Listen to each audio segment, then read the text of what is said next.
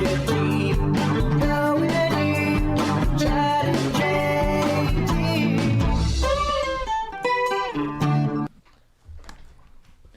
Headphones on, we are ready to roll. Captain, say what up. What's up, Stokers of Stoke Nation? This is Chad Kroger coming in with the Going Deep with Chad and JT podcast. Guys, before we begin, I want to remind you once again that we are brought to you by Manscaped. Manscaped, thank you so much for keeping our trims pubed, for looking after our hogs, for making sure that our dongs, little or large, are looking fresh. Because, guys, if you want to get the right kind of dong cut, you know, we'll talk about this later, but there are different types of dong cuts, and Manscaped is the only company on earth offering the premium best dong cut on the market, okay? Because you're going to get the only dong cut that you want, okay? So, you know, when you go to Italy, when you go to Greece and you see statues, what do you notice? Well-trimmed pubes around little dongs. For sure. Yeah. Yep. So use code GODEEP20 at manscaped.com if you want to have that kind of feeling, you want to have that kind of impact on culture with your dong.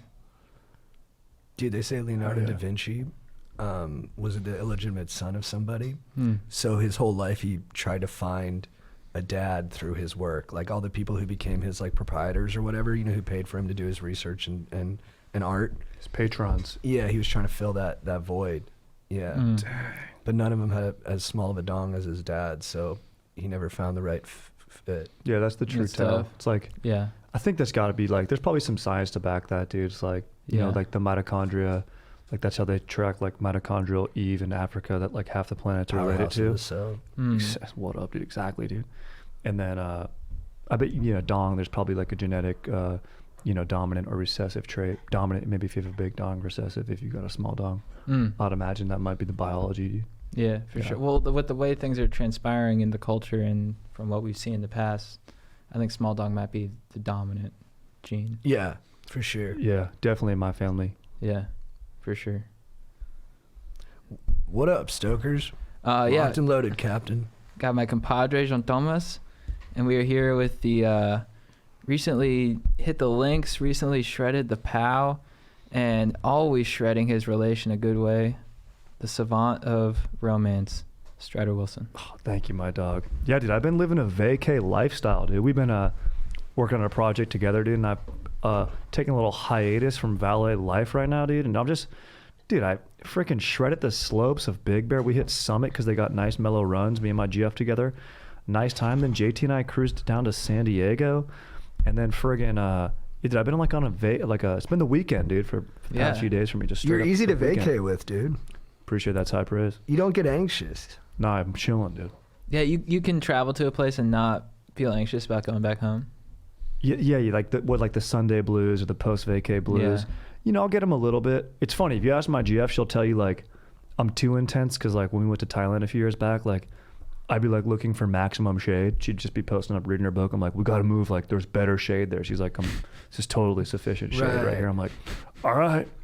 And I guess like that, and I'll do that when I'm very guilty of like if someone's eating a sandwich, I'll be like, dude, you're doing that the wrong way. I'll be like, you should dip that right. You know, now. that's my dog. That's like role occupancy. I guess when we travel together, I'm the more anxious one. So you take on the more chill persona.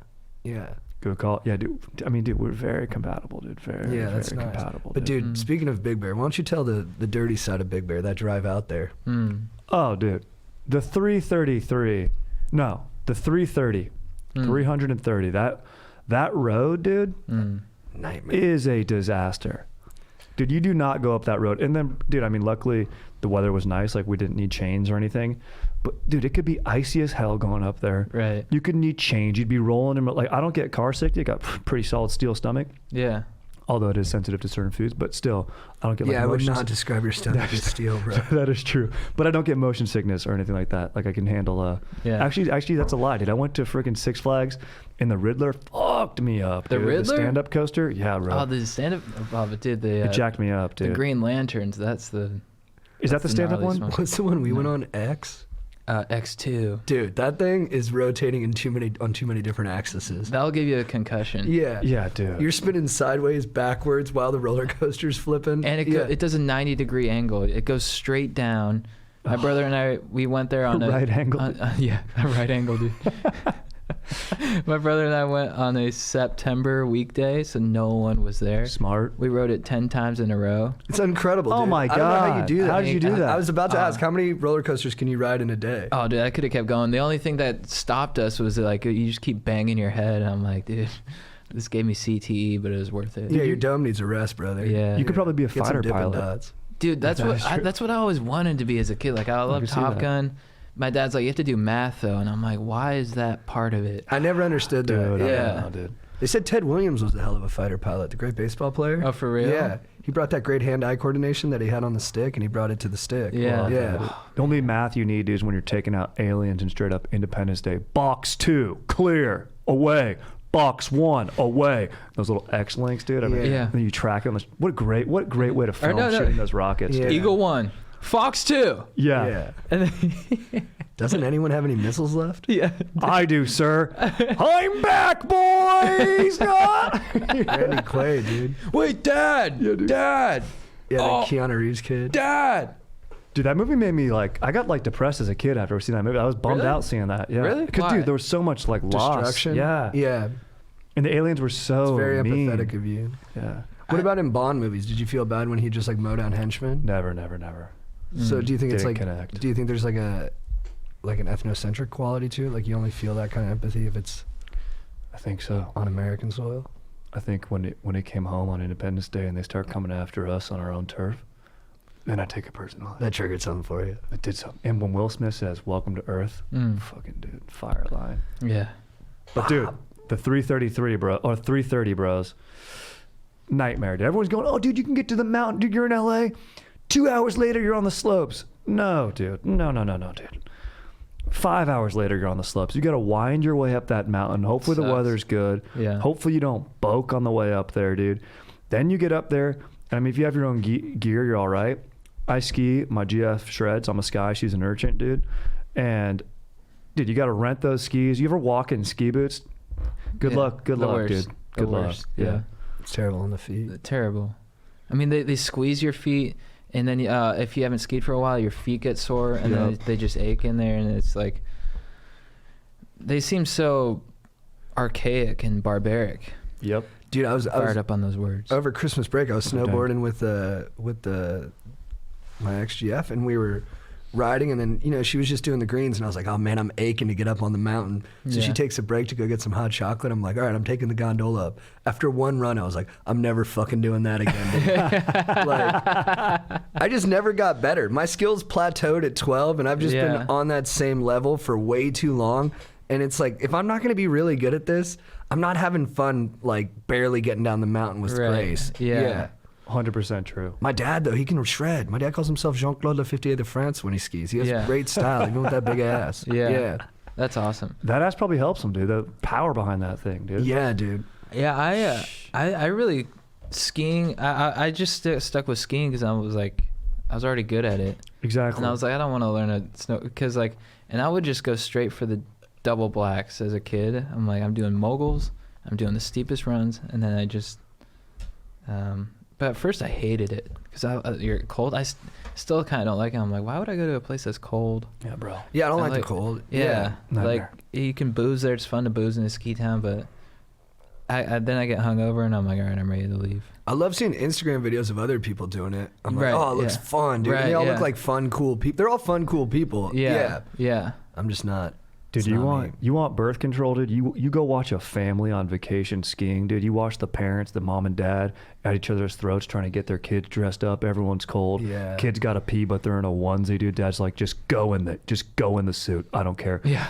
Kids Yeah. can't walk in their things, dude. Yeah. I'm just like, when is the vacation happening in this moment? Did that gotta- make you It never hesitate? happens. Does it what? Does it make you hesitate?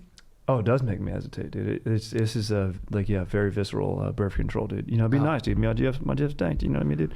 Freaking just what up, dude? Raise a nice family. You look at it, it's very sweet, but then you look at the stress going into that, and I'm like, it's a lot of work.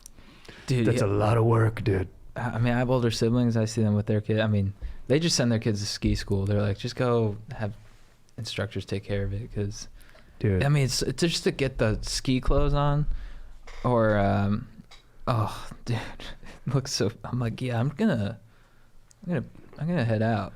You know what I see when I see that shit though? What? I'm like, relief from the tyranny of self. I'm like, I'm not thinking Oh, about me interesting. dying at all. I'm just thinking about this little shit and how I can get him up the interesting. mountain. Yeah. That's it. That's an interesting way to think about it. But maybe that won't go away and I'll have that and I'll be worried about a kid. And I'll be like, figure it out. I'm dying. Yeah. Get your clothes on, all right, before I have a stroke. It could happen with the amount of stress you're giving me. You're like, I had you Yeah. to get relief, and then my mind started creating problems a week in. Yeah. You've only been creating more problems for me. Do you understand that? You've complicated my life. You haven't simplified it. Did I watch this movie Up in the Air with George Clooney? Sure, dude. Sure. Oh, Jason yeah. Reitman. And it's supposed to be like about how you should, like, you know, towards the end it's sort of You like got a backpack. yeah. Well, it's like more towards like you should connect with people, have a family. Yeah. When I was watching that, I was like, you know what, his life looks pretty nice. Well, that's the thing. Yeah. They make his lifestyle super appealing in that yeah, movie. yeah. That's why the whole time I was thinking about it. But He's quick. He's mobile. right, Nothing slows him down. that yeah, And he's hot. and he's just cruising. Yeah, he's Yeah. so and hot. So he's yeah. still like sleeping with good-looking people whenever he Yeah, wants. that's true. Yeah. Yeah, I think they gotta put that in the description. Like, this is only doable if you're super Yeah, hot. right, If you're exactly. George Clooney. Yeah. Silver-tongued Clooney, dude. Yeah. And fire cameo from our boy Sam Elliott in that as well. So, Yeah, oh yeah, Great yeah. casting to have him be the guy who drops the wings. Danny McBride was great in it too. I really Oh, enjoyed his character. Yeah. He was, because I like both sides, because he's like really sweet, and there's like you connect with your family and you be a good you know, that's really sweet. But then there's the other side where it's like you're just cruising solo, and yeah, Yeah, he's on his mission. Yeah. Yeah. Well, then, yeah, it's a good movie. Well, speaking of movies, the Oscars just happened last night. Yeah, dude. What up? Big ceremony. So it's just, and I'm borrowing this point of view from Corey, our friend.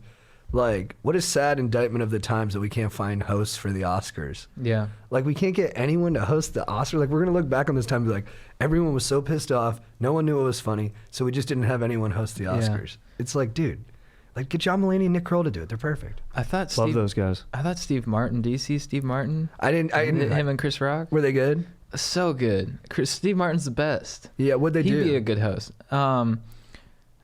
What were they doing?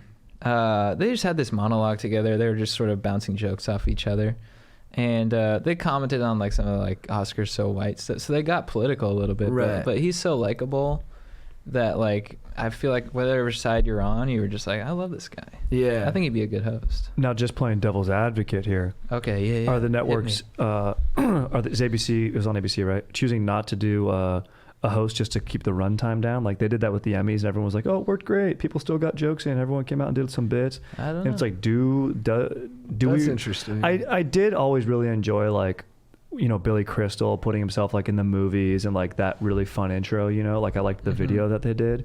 I really do miss that from the Oscars. But as far as like there not being a host that comes out and says this just to like introduce somebody, Yeah, keep it rolling. yeah. And you still get good moments from like Steve Martin and all these maybe. people. That's a good point. I don't know. It was still 3.5 hours long. That's what was it successfully keeping the runtime down? I mean, I it's don't think definitely so. not going to be shorter with a host, I don't think. Yeah. Aaron, what was your main takeaway from the Oscars? Could have used a host to explain why Eminem was there. Yeah, I didn't get that at all. I got home and Joe's like, you missed Eminem. I'm like, why is he there? They're like, because it's been 17 years since Lose Yourself. Like, it wasn't even a round number. I was like, why is he there? Yeah. It was weird. It didn't make sense to any of us watching, and we were like, then we had to look it up, and it's like, oh, he didn't perform that year. And it's the only year the winning song didn't perform. But it's like, They should I have don't set it remember up that. 17 years beforehand ago. or something. Yeah, it that's was- cuckoo bananas. They like played a bunch of the songs that were in movies that were very successful, like the Rocky theme and or Eye of the Tiger and stuff like that. Like it was a cool montage that led into it, but it was like, okay, but why is this song now? Yeah, it's too random. Yeah. What did you guys think of the speeches? Any speeches stick out? I mean, I always love Brad. He was great. Yeah. I wish I would have seen it. I didn't get to see it. He said David Fincher and some other guys helped him with the, Yeah, the I saw jokes. that. Yeah. Beast. Taika Waititi, because he was like the first indigenous Mm-hmm.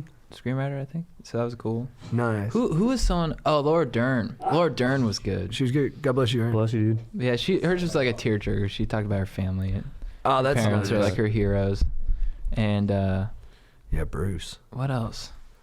Joaquin Love Phoenix.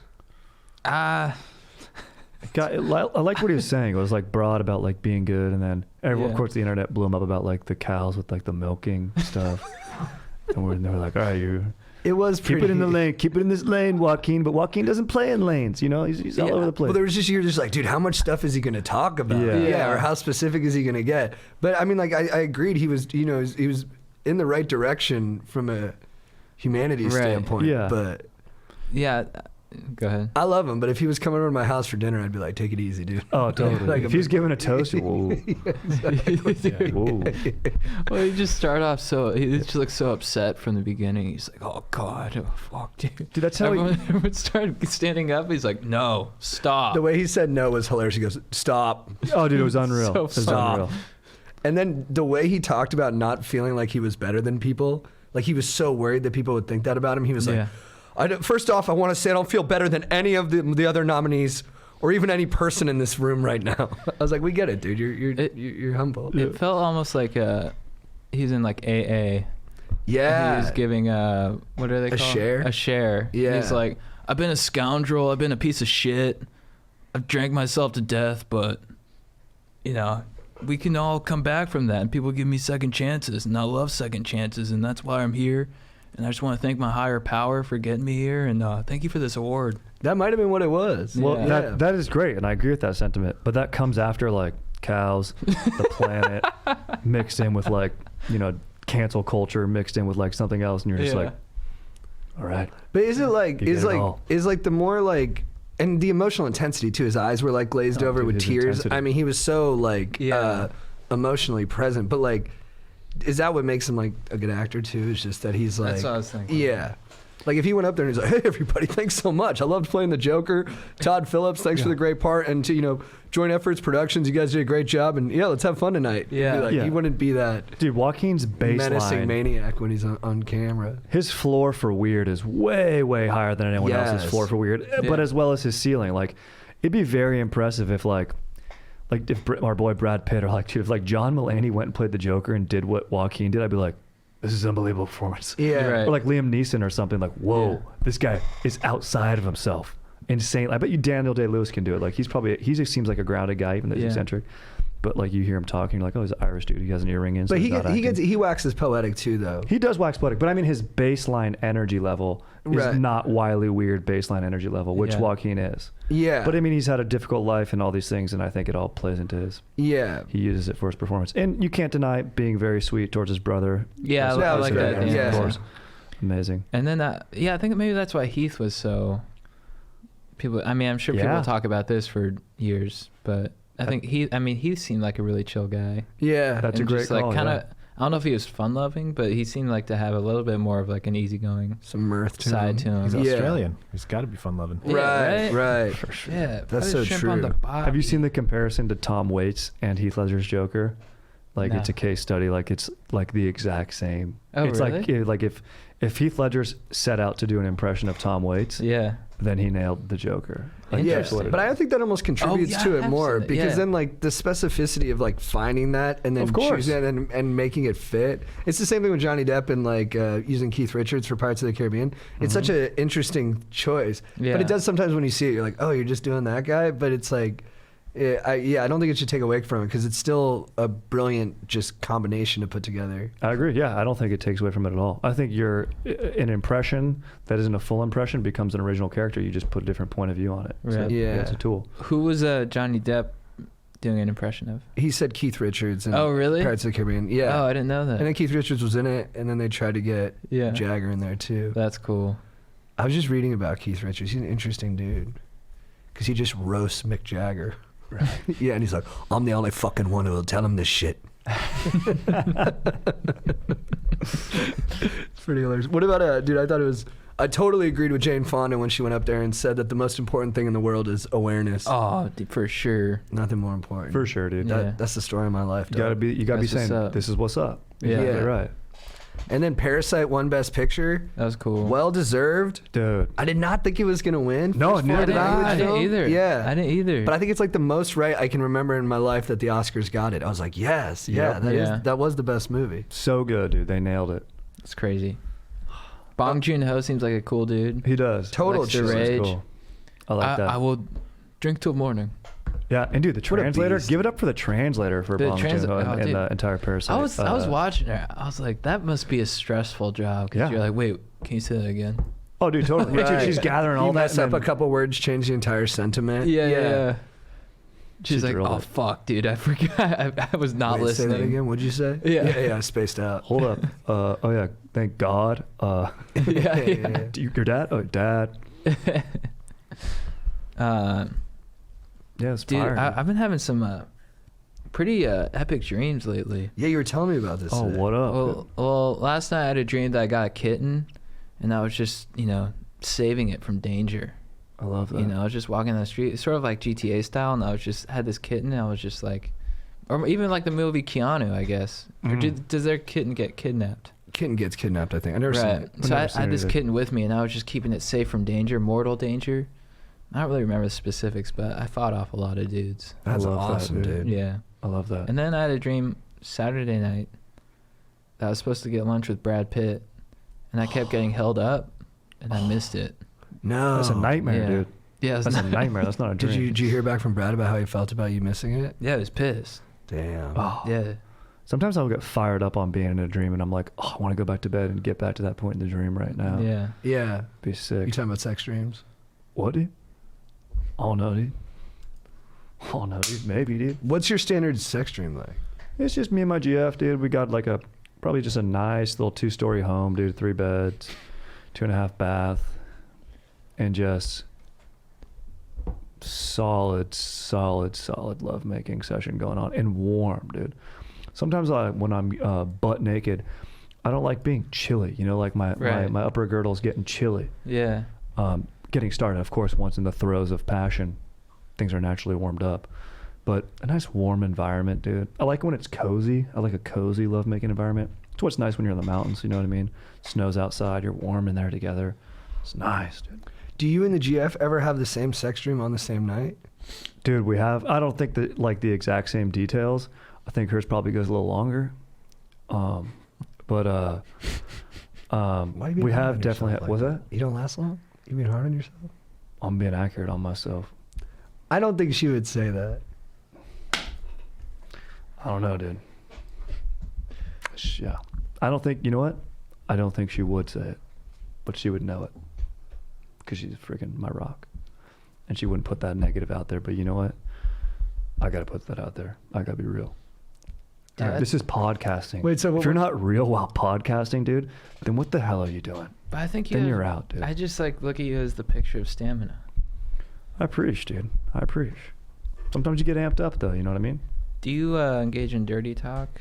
Can You we know dive what? into that a little bit? It's funny. On JT and I's San Diego trip, we met this legit dude. I think his name was Armando, dude. Tight guy. And I can't take myself seriously when right. doing dirty Yeah. talk. Yeah, I was or telling- like even sexting. I'm like, I just feel like so out of character, And my jet, we've tried before, and she's just doing a great job, straight up crushing it, and it's on me. It's like literally, we had a conversation. She's like, "What is like? Are you not?" I'm like, literally, I'm just kind of like immature about it. I'm on the other end of this. I do too much dirty talk. I had a girl make fun of me one time. She like did an impression of my dirty talk. Like I was like, "Oh, you're so pretty," and she's like, "Oh, I'm so pretty." She's like, "You shut up." I was like, "Oh yeah, sorry." I was like, my bad. But yeah, I told that kid Armando. He's like, I want to keep it spicy with my girlfriend. She's on the other side of the country. I was like, "You got FaceTime?" I was like, "Get freaky on FaceTime, dude." Oh, nice. I think Yeah. that's great advice. Yeah. I mean, it's hard, but you figure it out. Yeah. Yeah, I kind of fall. I've been made fun of for being too silent. They're like, you're just like breathing, and they're like, you need to pick up the speech. So I've been trying. I'm a little more in your lane a little bit though, because I'm just kind of like, it feels good. You're being Yeah. modest again though, because you're doing box breathing though. Right. Oh, Dude, yeah. legit. Well, you gotta keep, Of course. you gotta warm up the capillaries So while what- you're boning. What's that look like? You go.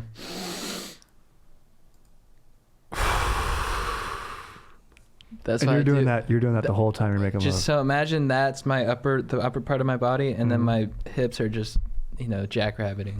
Whoa. Whoa. Yeah. Wow. Yeah, dude. rapid I'm picturing firing. it. Yeah. That's an impressive athletic move. Yeah, dude. It's impressive. Being able to, The juxtaposition is erotic. Correct. well, That's the word. yeah. Exactly right. Yeah. The stillness up here with the rapid oscillation going on down below. Yeah, is Yeah. really, exactly. really Well, I mean, conducive for coming. that was the best contact we've had. Yeah, that boned. Yeah. It was just it was just right. Yeah, I mean, Stokers, if you really want to get explosive down there, maximize your breathing while you're engaging in coital things with a manscaped dong. For sure. Dudes, what else? Uh, How are you guys feeling about the state of the world? Good? Are you guys worried about coronavirus at all? no, I'm worried for my mom. Oh, 'cause she's going on a cruise? Whoa, yeah. and she might get if it gets on the boat, you get quarantined for 14 days. Oh no. Oh, And cruise ships are traditionally places where illness spreads. Yeah, rapidly they make and you often, right? wash your teeth. Wash your teeth. They make you wash your hands constantly. Right. But I'm just like they wouldn't Neurovirus and shit. offer her a full refund. What's the town where they're having the issues? I sound so ignorant. Wuhan, I think. Wuhan. Dude, our friend Cooney was telling us that they're having that there's videos from there that are pretty horrifying. Oh, really? Yeah. Of people out after curfew and the cops being extraordinarily violent with them. Wow. Yeah. I mean, I think Yikes. it's like a complete it's always a government state, but it's intensified to a real Scary. totalitarian nightmare degree. That's Aaron, have terrible. you been keeping up on it? Not too much. I think we all feel pretty safe. Yeah, I think so. I mean, do you ever think about wearing one of the things around, one of the face masks around? Nah. You know why primarily they do that is if someone is sick, it's to not get other people sick. Really? Yeah. It's to contain your own. Yeah, illness. well, I was considering wearing that to the office when I was sick that Yeah? one week, I remember but that would have been weird. Yeah. That would've been pretty And dude, it was good hilarious. for you to rest. It Yeah. was good for you to rest, dude. I know, that was Come so back hard when you 100. came in and everyone Oh, was yeah, like, we're like, Dan was like, I talked to Janelle, or what is it, accent? I talked to Janelle. You can't come in, I'm sorry. You just can't, no? Sitting there, I'm like, but although I was crushing World War II in color, so. oh, hell yeah, dude. I love that. The I love Midway that. episode? That's what I'm saying, dude. The Midway episode's the fire. Midway episode. Dude, undersold value of how important a turning point that was in the war, dude. Yeah, people don't really talk about it as much. right. Yeah. What gets most Are you love? familiar with it? No, is that in the Pacific? It's I got dank, no dude. knowledge. I Dude, know a it's little bit dank. about the other side, but The Battle not of too the much. Bulge. no. Battle of the Bulge was fire, yeah, big time. Where's that, in Italy? I was like in the No. Ardennes forest, Belgium. Belgium, yeah. Oh, okay. Yeah. And yeah, huge battle. You know, the 101st Airborne holding it down. Oh, yeah. Patton will tell you he came in and saved the day, but you try to tell that to someone in the 101st that they didn't hold their line, because they did. Where did Well- you pick that up? From the movie, watching Patton and also watching Band of Brothers. Oh, okay. That's from Garnier says that in Band of Brothers. Essentially, I paraphrased a monologue from Garnier in Band of Brothers, where he's like, you know, he's like the kind of rugged Italian dude. What's the story behind that? It's like the Allies were like, "There's no way they're gonna make a full-on attack. Like they've been beaten down badly." And then was it Patton who was like, "They're making the full attack," or something? I don't know if they did. But someone made the call. He's like, "I think something's up." It might have been. I don't know. I'm not sure who that was. I know they put Patton somewhere else to like misdirect. But at that point, it was stale of winter, so they were just like digging in. Yeah. And nobody thought that anyone was really going to make any moves. And then the Nazis were like, oh, this is where the line's the thinnest. It's where they'll least expect it. They were right. That was the thinnest line, but heart, hold fast. I heard an interesting perspective on Brexit from Ezra Klein on Tyler Cowen's podcast. And what he was saying is that England feels like they kind of got disrespected post-World War II. Like they never got the credit for being the country that kind of was primarily responsible for stopping the Germans. And now who's the most powerful country in the EU? Germany. And there's this like deep-seated resentment. Yeah. Wow. That they feel kind of like alienated from their rights a bit. And that might be Wow. what's spurring on some of this momentum. Interesting. That is very interesting. I mean, yeah, dude, That's they the do smartest fact I have in my head today. I doubt it. look, we're just getting warmed up. Oh, dude, There's stuff in there. Don't worry. Dude, I but think yeah, you just dude. lubricated me in the direction of some more. Thank you. About the Battle of Britain, dude. When the freaking Luftwaffe was trying to bomb it, and the freaking the RAF? Spitfires were. Yeah. Yep, the RAF, dude. Royal Air Force, dude, just holding it down. Just some blue collar dudes getting up in a plane quick. Amen, dude. Dude, that's what I would have wanted to do if I were in World War II. Be badass, be an ace. Right. Yeah, being ace. Yeah, dude. Be sick. Getting a Spitfire. We got some of that from Cruise. Sam Keen's book about Joe Kennedy. Oh yeah. Yeah, John Oh, Kennedy's beast. older brother, Yeah. who was a terrible pilot, but just Yeah. was like desperate to be a hero, so he'd volunteer for every mission, Yeah. and ended up blowing himself up with some terrible Jeez. bomb rig. And then Yeah. his younger brother just kept getting all the recognition. Yeah, he was Brutal. like pissed at John. He was at home after John came home and got all of his medals for like tugging a guy with his teeth from like a sinking ship, and he was in his room crying, going, "I hate him so much." And then it's so sad. This just speaks to the futility of war. The mission that he volunteered for, they were going to try and blow up some silos that they thought were like really dangerous German weapons, and it turned out it was all just decoys that the Germans had put there to Yeah. get them thinking about something else. A lot of them too. It's like they're like Battle of Midway. All the torpedo pilots. What I don't know what you call them. They're basically, it was a suicide mission. Like one came back, and it's like, if you're one of those dudes, I mean, It's terrible. yeah. I got a dong cut. Oh yeah, you're not happy with your haircut? No, it's fine. It's still beautiful. Yeah. Your flow. But I is- understand, even if a haircut's only 80% of what your expectations are, that 100% kills you. Yeah. Like when someone doesn't give you the haircut that you wanted when you went in there, Yeah. it's really a betrayal. I mean, Yeah. this lady, she was supposed to do my hair on Saturday. My hair was in a good place, but it was bushy in the back. I said, just Yeah. clean out the back. Next thing I know, she's convinced me to reshape it. Yeah. And then I look at the ground. I'm like, where's all this hair coming from? Yeah. Yours looks good though, and you know what I think the problem is when they don't seem to listen to you all the way. It's like you feel like they're trying to force their opinion on you. Yeah. It's like, this is what I think you should do with your Yeah. hair, and you're like, no, I told you what to do. Don't force your sense of style on me. I fucking know. Yep. Customers, right? And then my lady was pretty and nice. Yeah. You know? She had that shoulder thing that they massage you with for a little Yeah. bit. Oh, those things are the best. You know, so I'm Yeah. like, you know, my instinct is to want to be nice to her, but then I Yeah. have all this anger Yeah. because she effed up my do. Yeah. You know how it resolved itself? I tipped her nicely and I went out the door without saying a word. That's exactly right. That's how it goes. And you know what? I'll tell you, and it's the worst because I've gotten many a dong cuts because every time I go in, all they do is they go shorter on the sides and then longer on top. That's the 'cause look. That's how a haircut's supposed to be, I Cristiano guess. Ronaldo. Yeah, I don't have Ronaldo hair. I have poofy hair. Look terrible. But I never say anything. I go back. If it's the same person, I just go, all right, here we go. Yeah. Make it even all around. Never. It's the worst. I hate confrontation though. You know? Yeah. Sometimes like I'll see the haircut being good, and then the conversation's too good because I'm keeping it real, Yeah. and just gets too short. Well, that's like whenever we get like hair and makeup for like, going to like shoot something or a show, they always like brush my hair. And I'm, Oh, like, yeah. I'm like, thanks. You made me look like you not look like a girl.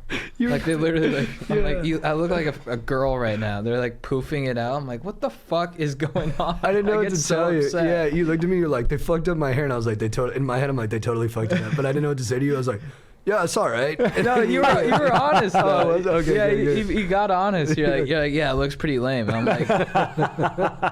like, just trying to. And then they come out. Like if there's like a cut, they're like, all right, cut, and they like come out. They're like, hey, dude, what's going on? And I got so upset. I was like, I don't like it poofy. Oh, you told her. That's yeah, good. I was like, I don't like it poofy. And Yeah. she's like, oh. I was like, all right, later. That's good, dude. And it comes out weird because you've been thinking it, you've been biting the bullet, Yeah. and they're doing so much tinkering. You're just like, no more. Yeah, on Hawaii 5-0, it was like super hot and muggy, and they kept coming out and like, I was like, quit poofing it. Like they Yeah. would mess with it, and I'd go in the bathroom, I'd like flatten it out because they like brush it and Of course, stuff. dude. I'm like, why?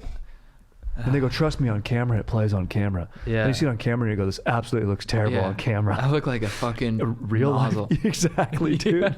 Exactly. Should I do a mid-read before we? Yeah. All right, guys, I'm interrupting this podcast to let you know once again that we are brought to you by Manscaped. Manscaped, thank you so much for keeping our trims pubed, for looking after our hogs, for making sure that our dong pieces are looking fresh as fuck. Because when you step out into the dating scene, when you step out to say what up to your significant other, when you step out to say what up to your dogs in the locker room, you want them to know that you care after your junk, all right? And this goes for ladies too, you know? We all have pubes, and I'm not afraid to say it. So get the Lawnmower 3.0 and make sure your dong looks like the statue of David. You know, I'm talking tapered bush. Dong bush. You know? Like, Oh, yeah. maybe, I like this idea, you know, maybe put like some cool messages in there, you know, like, I don't know, like, what would Jesus do? Or, you know, like, live strong. Just like carve that into your pubes. Maybe put like a friggin' Live, laugh, love. yeah, live, laugh, love. Something like that. What are those things called? No shirt, no shoes, no service. Perfect. Something like that. Yeah. Put like a maze in there, you know. Have, Ooh, people can play games. a You little know? labyrinth. Yeah, or you can do tic-tac-toe.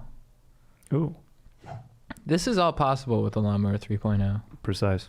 Absolutely. Um, We've been getting a lot of great emails from people saying how phenomenal the 3.0 is, like what it's been doing for their region and beyond that, their confidence. So yeah. I'm happy to be repped by a good product that's helping people. Yeah, it's awesome. Dude, we're also brought to you by oh, wait, I need to oh, sorry. Use code GODEEP20 at manscaped.com. GODEEP20 to get 20% off your order. And just, you know, put a spiral in your pubes and hypnotize people. Yeah, a little double helix. Yeah. DNA is coming out of there anyway, you know what I'm saying? We are also brought to you by our buddy Connor Loffman, who runs a really fun stand-up show in San Diego called Tiger Tiger. And he has another one that I forget the name of, but follow him on Instagram. He's a great dude, and he runs a really good show. And then Or Thunderbelly, right? Thunderfest? Thunder, yeah. Yeah, that might be the other one. Are you reading off here? No. Okay. And then we're also brought to you by the Wine Vault and Bistro. That's his wife Alma's restaurant in San Diego. It's really tough to get a Awesome. table at, but it's supposed to be fire. Really, really impressive food items over there and a great wine list. And I think it's a really romantic place to bring someone. So if you're looking for a spot like that, that's the place to go. But you better make a reservation because they get packed, bro. And I think they're only open like 3 days out of the week. It's a cool place like that. Ooh, yeah, straight up V-Times Day coming up. Ooh, I'm fired up for V-Times Oh, right. Day. Dude, that's a thing I like about Los Angeles, and is that there's a lot of eccentric restaurants, a lot of eccentric places. Like in LA, it's like, bro, you got to go to this place. It's open 2 days out of the month for 4 hours. You can't change your food item orders. They got like 3 things, and it's a 4-hour line. I'm like, I gotta go. I gotta get the pastrami there, and that's like, LA has so many places like that, and they just don't really make sense, but they're the best. And I just don't think that you get that in a lot of other places. It's character. It's nuance. It's part of the deal. You're in the city. You know, you're Yeah. going to get mistreated, but you're going to have the best meal you ever had in your You're life. like at 2 a.m. Yeah. They open up the kitchen in the back and they throw out like forgotten slices of pizza, and it's the best pizza you've ever had. You'll go, I'll be there. Let's Yeah. go. 100%. I love restaurants where they make you feel insecure. Totally. Yeah. Like- Delis do that a lot. Like, what are you doing Nowhere here? does that better than LA. Yeah, what are you doing here? Yeah. You sit down, idiot. What do you Yeah. want to order? Idiot. Dummy. Oh, you want to order? No.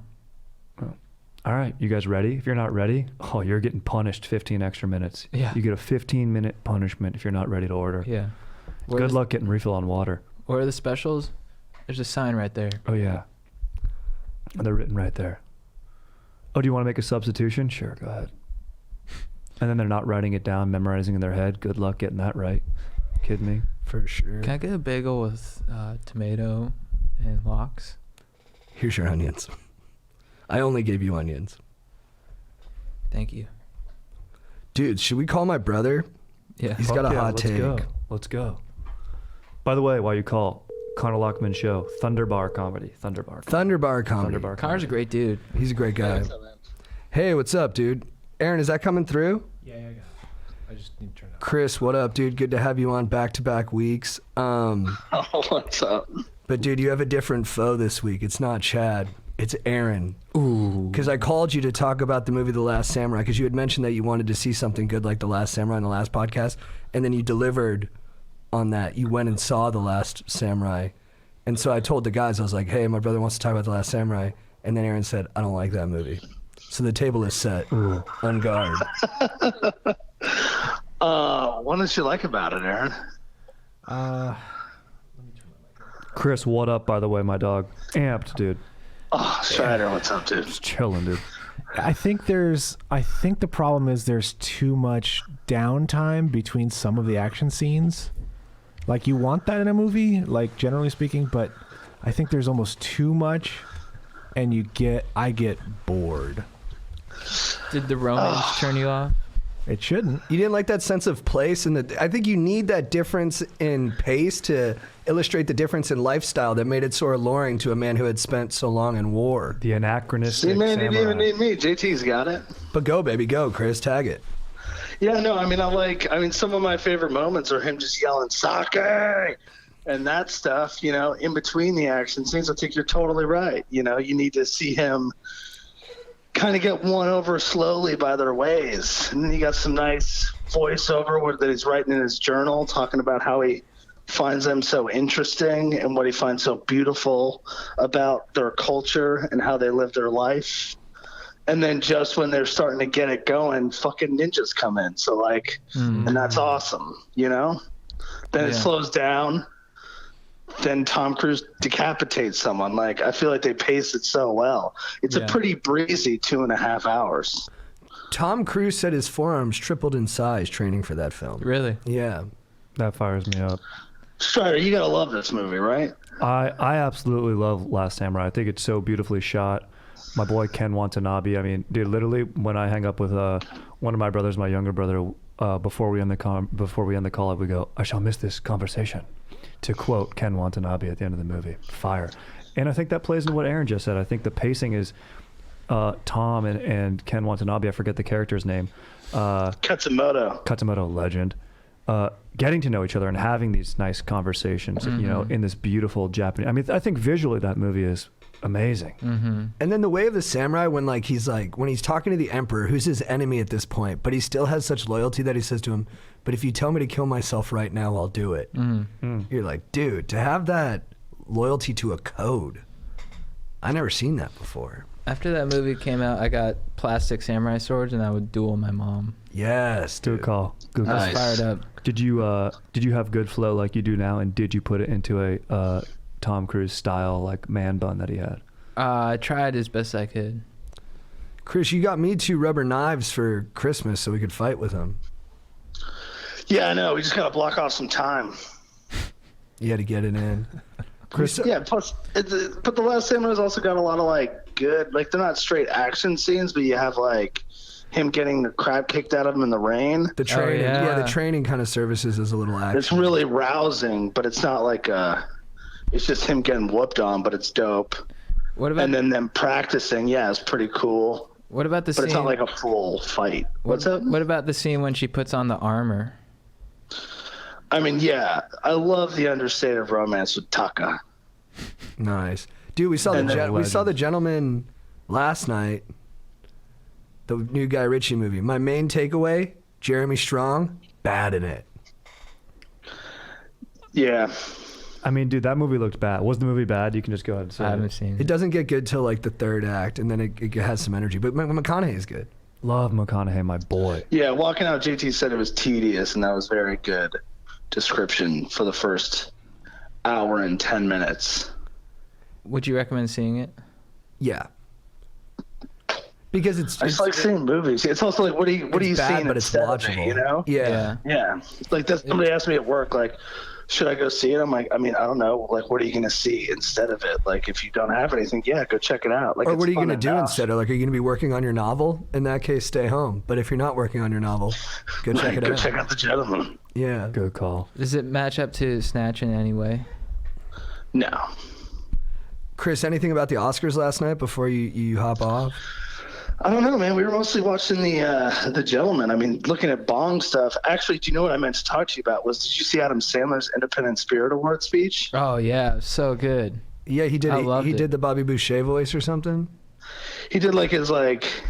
Not quite Bobby. Slibbity-da. Yeah, but he crushed it, dude. It was hilarious. Yeah. You know, made fun of himself a little bit, but also like stuck it to the Oscars, but didn't seem bitter. It was pretty nice. It's like 5 minutes. You should totally check it out. Yeah, I thought it was great. And that, you know, Parasite won big. That was pretty sweet.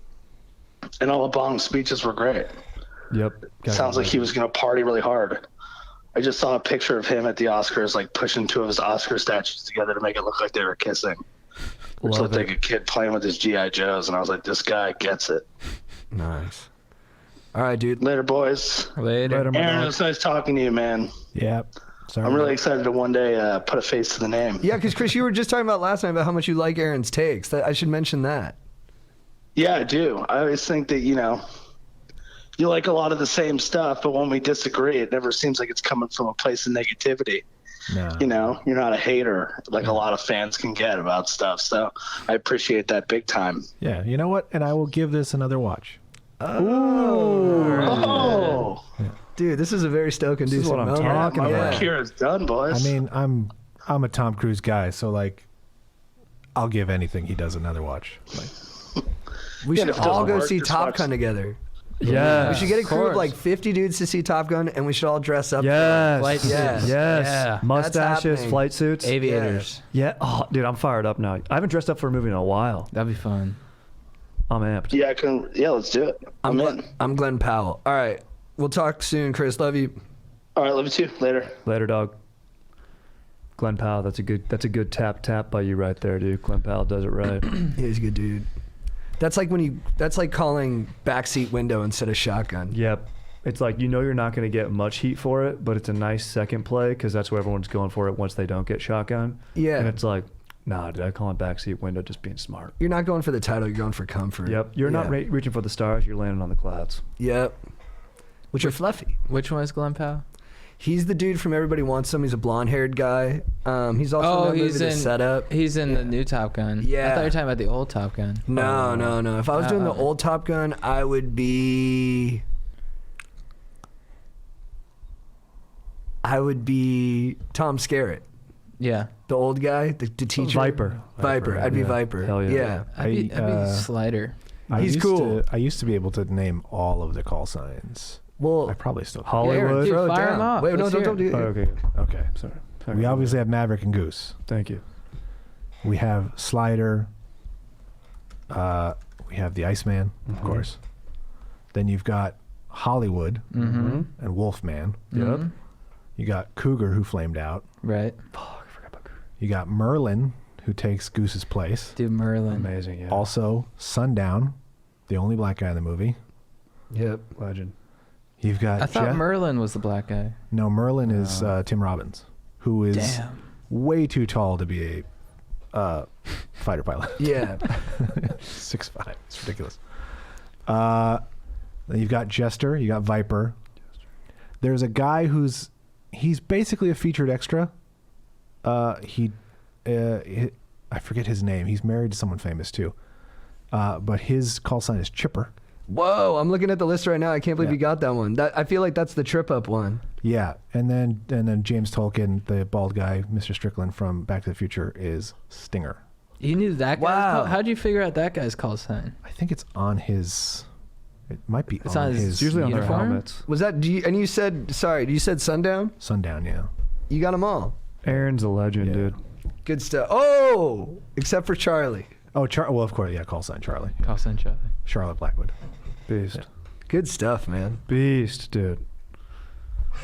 That just got me fired up. We got to cut that as a clip. Yeah. So people can just get off on it. Jack, can you cut that as a clip? Love you, Jack. What Thank up, you. Jack? Call sign Clipper. What up, Chad? What up, JT? Maybe Strider. What up, Aaron? And maybe a fire special guest like Keith Eckert, Pat Tillman. Yeah, we hung out with Keith this weekend. We were talking about Pat Tillman. He's the greatest. Beast. Keith's a beast. I'm writing to you guys today because I'm living in melancholy times. I live in Palm Springs area, which is friggin' beautiful, but I can't seem to find a girlfriend. The field is not that big out here for women compared to somewhere like the LA area. I try not to let it get to me, but it's been a while. I'm on the dating sites with fire pics, and I get matches here and there, but it never really leads anywhere. I am asking for your advice on how to end this drought. Back in my old days, I used to go to the bar and let loose, but I am sober now, so it's kind of weird for me to hit on girls now. Thankfully, I got my squad to keep my stoke levels raised and keep my mind off of it. Any advice would be greatly appreciated. And BT Dubs, Chad, I don't know what Ellen is talking about. You have a fire tan. Oh, dude, thank you so much. P.S. The Lawnmower 3.0 is a friggin' game changer. That's for sure. Dude, I would say I'd say you're crushing it, man, and I don't think you have anything to worry about, you know. You will find a fire GF in time. I mean, there's no rush. Enjoy your life, enjoy the time with your squad, you know. I think if you're just focused on the lack of GF, then what you'll get is more lack, you know. Just if you take some time to be grateful for what you do have, you know, with your dogs, the time you have. You live in Palm Springs, you can bronze year round. Coachella's nearby. You can play golf. You can, you know, sit by a pool. You can do a lot of stuff. If you focus on that and live your life and enjoy your life, maybe you find something that you're working towards, like a mission, and just keep bettering yourself. A lady's gonna walk into your life and you're gonna be like, she's perfect, you know. But I think when you're like constantly worried about the lack of someone and you're just searching all over the place, it's really difficult to find what you're looking for. I think you need to let that person come to you. Fire. I mean, dude, you're in Palm Springs, dude. I get fired up about how well manicured that entire town is. I feel like I'm in The Sims when I'm cruising around out there. Also, dude, you got a heavy geriatric community out there, dude. I mean, I don't know like what your age is or how old you are, but dude, you cruise into like a early bird special or somewhere out there, dude. You know, you're cruising the links on PGA West or something like that, dude. You might meet a nice older lady out there, you know what I'm saying, dude? So a cougar? Definitely. You could get mauled by a coug out there in the desert. So you can desert coug. So just look out for that. I don't know if that's what you're into, but everything Chad said is pretty fire, dude. Cougar flamed out. Sorry. Cougar flamed out. Back to town. Chipper. No one had his wing. Dude, yeah, I love being a cougar cub. It's fun. Yeah. It's nice. Maurice. Dude, I think I think you're gonna do great. You just got to keep trying, and don't. I think sometimes we can get stuck telling ourselves a story. You know, we get convinced of like the worst case scenario of something, and then we just reinforce that idea in our head over and over again, and it can sometimes make us believe it's more true than it is. I would just try to disconnect from that and be like, you know, every night is a new night and a new me, and whatever happens, I'll be all right. And dude, just strike out. Just talk to people and say, not weird things, but say things that don't feel so comfortable coming out of your mouth, but, you know, are coming from a good place. Like, you could just walk up to someone and be like, hey, do you think people are as connected as they should be? And then they might think you're a weirdo, or they might answer you honestly, and then you go from there. And then that person could end up not dating you, or you could end up dating that person. But just try to open yourself up to as many experiences as possible. And then I think, you know, good stuff will come out of it. And you'll learn. That's what's up. And the cougar thing has really fired me up. That kind of makes me want to move to Palm Springs and be a pool boy. Oh, yeah. Dude, nice, get a bro. job as a pool boy, dude. Like the Marriott. Yeah. Dude. That's a fire call, dude. What up, Stokers? First off, I want to preface this email by saying you guys are the legends of my week on a recurring basis. I look forward to the pod every single week, and it never fails to raise my stoke and help me crush my workday. With that being said, I'm going through a dilemma that I need some advice from some fellow Stokers, and maybe the homie Strider with his endless relation knowledge. 2 months ago, me and my GF of 2 years broke up, and I find myself in a massive predicament. I started seeing another girl, and we've been on a few dates, and it's going really well. We both don't want to rush anything, but while I was visiting her last time, she mentioned she was nervous since I just broke up with my longtime GF. I don't really think about it until she said something, so essentially my question is, should I be concerned I'm moving on too quickly? Our breakup was very mutual considering we lived together and didn't bone the last 4 months of our relationship. Any help you legends can give me would be stellar, and if you find yourselves in Charleston, SC, hit me up and I'll show you around this beautiful city. Thank you, Big Ferg. My dog, I mean, it sounds like, you know, this dank new potential GF you've been hanging with. It's just gauging. It feels like she's just testing the waters, dude, seeing if you're, you know, getting committed. It sounds like you guys are having a nice time together, dude. and hopefully you're boning at a better clip than 0 times per 4 months, but, you know, sounds like you are.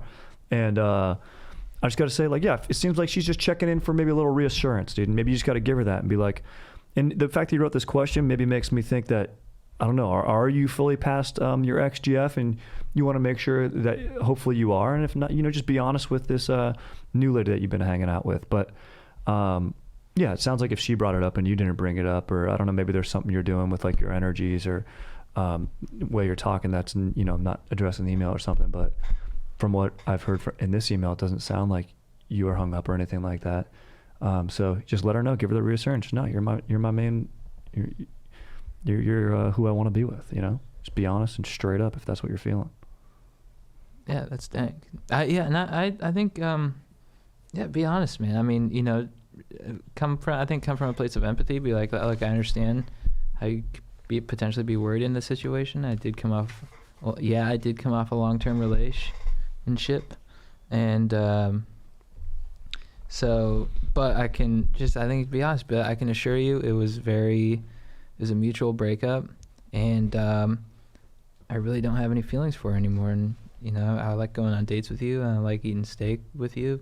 Potentially, I don't know what your diet is, but I just assume you called yourself Big Ferg, so you know, I just assume you like to eat steak. So yeah, that's my piece. Yeah, dude, I like that. Like coming at it, being like, no, I know where you're coming from. Yeah, that might freak me out too, because I think that'll show the person that you're at least thinking about their point of view in like a empathetic way. Yeah. And then, dude, I mean, what's too fast? You know, some people move fast, some people move slow. I think, you know, you should always be pushing yourself a little bit. You should be, you know, when relationships are new, there's always a little discomfort. So you have to kind of, you know, not lean into it, but sit in it. And she's probably just feeling that a little bit of that discomfort. So you just got to assure her, and, you know, there's no rush, but, you know, there's also no reason to slow down at this point. Just keep chugging, keep plugging along, go on some more dates, keep talking about stuff, learn how to communicate with one another, share a fire kiss, couple glasses of wine, find a big blanket. Yup. Snuggle double. Watch some Dawson's Creek. Yes. Watch the episode where Joey and Pacey first make love. On a ski trip, I think it was. And then when the episode ends, don't say anything for 5 minutes. Just sit in it. Yep. Just sit in it. Season 3. If it rains, get out in the rain and suck face. Oh, that's that's nice. a good call. Yeah. Kiss in the rain. Put your arms in the air and your head back and just feel the rain on your skin. Mm-hmm. No one else can do it for you. Feel the rain on your skin. No one else can do it for you. Only you can let it in. No one else can speak the words on your lips. Treat yourself with words unspoken. Live your life with arms wide open. Today is where our booth begins. The rest is still unwritten. The rest is still unwritten, my friend. Dude, thank you for letting me have that one little thing. I was out. Dude, I was out. Yeah. Oh, you were? Yeah. No, we didn't let anything happen. Yeah, You you took it, created dude. that magic, Oh, you dude. guys. You King Yeah, Arthur dude. did, dude. No Yeah, way. the sword came out of the stone. Correct. You had Fit the into your purest hand. purest yeah. soul for that moment, dude. Dude, Aaron, what do you think? I mean, I'd sign you guys as a guy group. Thank Oh, you thank so you. much. About that right now? Yeah. Thank you, team. Dear Chad and JT, what up? I'm super nervous even to send you this message. I don't want to mess up your flow, but I need your sage words. Like you guys, I'm looking for love, kindred spirits, and a raging good time. I thought I found the perfect place for all this when I decided to follow a girl I used to know from high school a few hours north of my homeland. It was a super chill idea when I had it, but subsequent raging has landed me back in Pallet Town. Did he move somewhere for her? Yeah. And then here's the story. To signify our undying love and future children, I bought 2 baby bro ducks. Mac Miller and John McCain were angels who deserved nothing but the best. But after 1 week in my basement sleeping room complex, I realized these conditions were unsuitable for raising my little cherubs. I took the ducks and set homeward to tell my family about my premature fatherhood and beg for their help in sheltering my ducks. When I got back, my parents weren't home where I left them. So after gradually placing my ducks into the straw-laden whelping pen we set up for my dogs 7 years ago, I decided to get my phone fixed. On my way back, I was struck down. My venerable Corolla's engine stalled on the streets. To make matters worse, I was picked up by the police on an unresolved warrant. Unbeknownst to me, my parents, it turns out, were at their cabin and would be unable to find and tend to my ducklings in their fragile state. Finally, when I was in jail, my basement had a flood of epic proportions, which killed my fledglings. I'm devastated by my loss, and even more so, the cosmic repercussions this could have on my life and ability to actually father actual children. Looking for advice on how to move on and starting anew. Thank you, guys. Love you. I mean, my dog. Usually we're saying, you know, advice for the last dude, I think Big Ferg, you know, maybe it was make yourself a little uncomfortable, you know, push the edge a little bit. That's for a lot of us who are like more uptight. I think for our dog here, and I don't want to come down hard, but like the decision-making processes going along and the links that you're having in your own dome are not correlated to any sort of like baseline understanding of like a very grounded reality. I think like he needs to really assess decision-making and like this like purchasing these ducks to prove that you can be a father to a girl that I don't know if you've talked to. Sounds like you're spending a lot of time in your own dome. Maybe you might want to talk to someone. He's being very impulsive. Yeah, very impulsive. You got to talk to someone, I think, maybe professionally. And then if you're following this girl, do not do that if she doesn't know about it. And then, yeah, man, you know, wrap up any warrants and, you know, communicate with the parents. But I think, yeah, I would definitely talk to some pros. Yeah, I don't think it's time for you to have kids. I think it's time for you to grow up. And, you know, I don't say this from a superior position. I need to do the same. But, you know, this is a good lesson for you. And I'm sorry that it had to end the way it did. I feel terrible for the ducks. But, yeah, you need to, like Strider was saying, really think about things in a, like, three-dimensional way. You know, and think about how each choice, what the ramifications of that choice could be. And then, yeah, just try to be a bit more compassionately strategic. And then I think, and you have it in you. Because you feel bad and you know that something was wrong and what happened. And so think about what that was and then move forward in a better direction. Yeah, man, I concur with my dog Strider and JT. I mean, you've got a long life ahead of you, and there's no reason to try and rush into these big life decisions. You know, take some time to sit and think.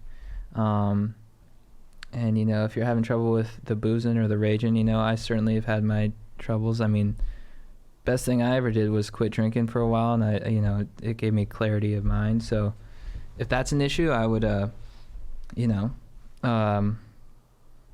put the booze down, sit, think, and lay the foundations for good life so that you can actually become a good father in the future and have a stable life. Because inner peace is the dankest thing out there. Yeah, for sure, the dankest. And you sound like a very sweet guy. It sounds like everything you're doing is well intended, and that's good. Maybe you just need a little bit of structure. I don't know what this warrant is. I was like, when I was hearing the first when JT was like halfway through it, I was like, oh, you should join like the army or something like that, or get some structure in your life.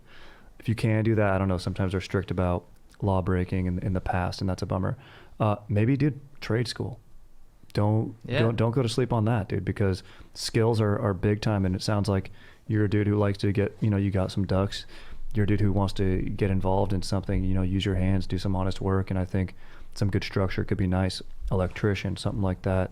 And you can make freaking straight up bank doing that down the road. So, Dear Chad and JT, what up, Stokers? I'm currently a junior in high school. Prom season is coming up, and there's a girl I sit next to in chemistry class who I want to ask. The only problem is we haven't really talked much before. How should I play it? From your fellow Stoker, Dylan. Dude, start talking to her. Yeah, dude. Start talking to her. Let me hit you with some chemistry, dude. For every action, there's an equal and opposite reaction, dude. You start talking, she starts talking back. That's what's up, dude.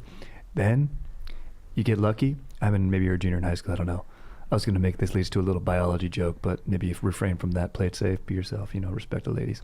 But yeah, my dog, get out there, step up to the plate, start doing it. And if you take an L, you've lived life. You get busy living or you get busy dying. You know who really said that to me? JT, my dog. Oh, really? Exactly right. Yeah, I was fired up on that quote. Oh, thank you. Yeah. That's awesome.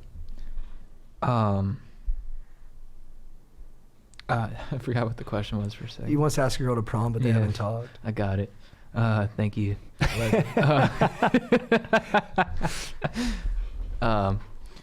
Yeah, dude, just talk to her. Say what up.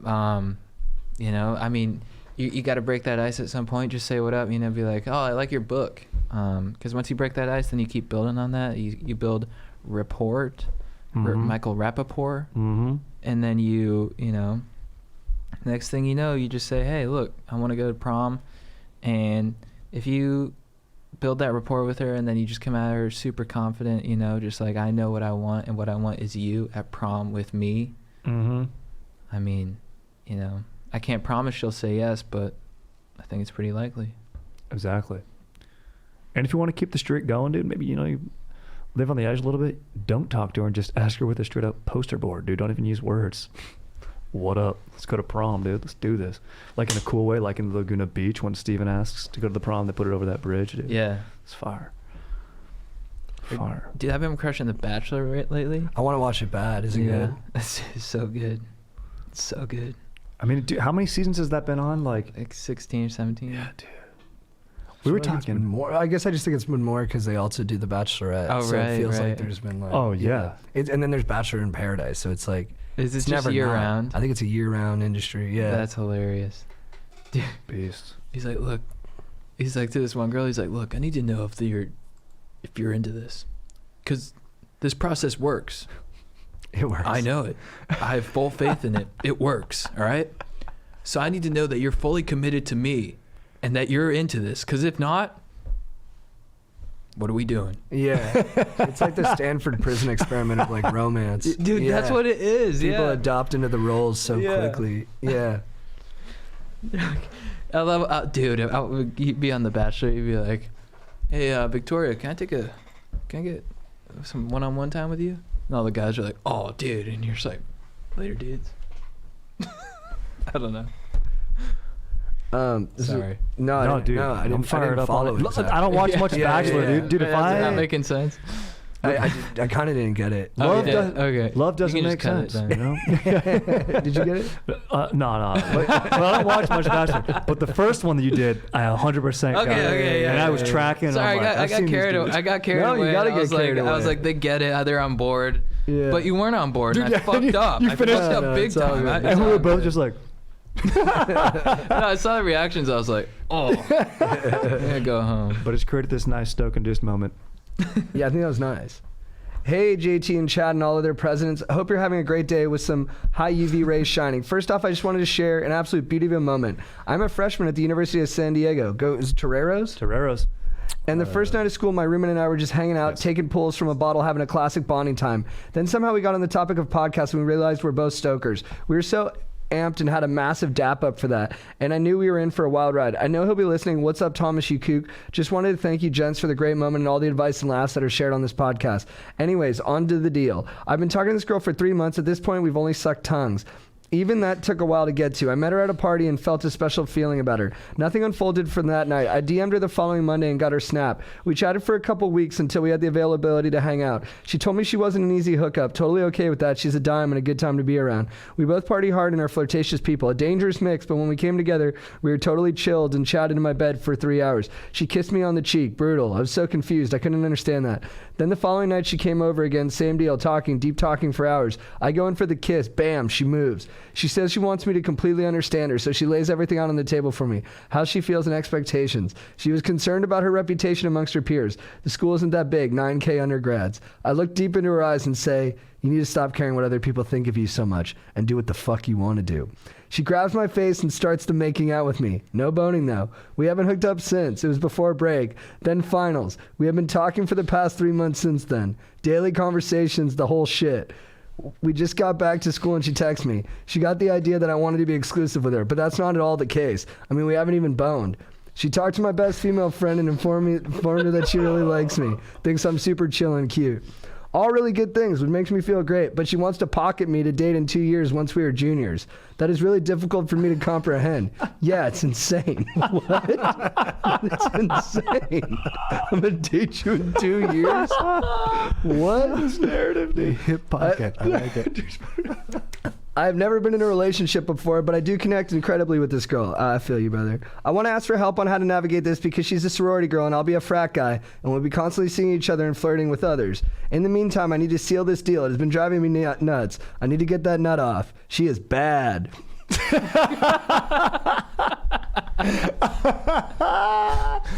Dude, this is the best thing I've ever heard. I like how he dude. vacillates. 100%. Dude, the whole line he got of, he was trying to like, in his head he sounded like a nice guy. Fuck it. Don't worry about judgment. Do what you want to do, which is hopefully me right now in this bed, please. Fuck me. Who cares what anyone thinks? It's like, dude, I mean, this guy, dude, hilariously written. There's more. There's more. Oh, What do you suggest I do in regarding to hooking up with her, but then also keeping alive this kinetic bond we have while pursuing others? Or should I just get the hookup and completely move on? I've never been stuck on someone like this. I've been blessed with a handsome set of genes and love talking to every pretty girl I meet. Neither of us want a relationship right now, though I really do think I could see myself with this girl later on for the long term. Thank you, gentlemen, for your wise insight. Really genuinely appreciate it. Thank you, dude. Dude, this is what it's like to be in a hot dude's head. We just figured it out. He needs to date her, dude. Him and this girl are meant to be together. I can tell. Dude, I mean, look.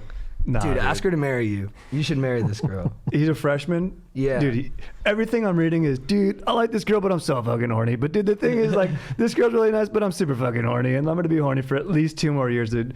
And I mean, it's like, dude, sounds like she wants to date. She told you she's not gonna be easy to hook up because she wants to date, and you're a dude, and that's totally fine if you're honest with it. If you do just want to hook up, that's chill.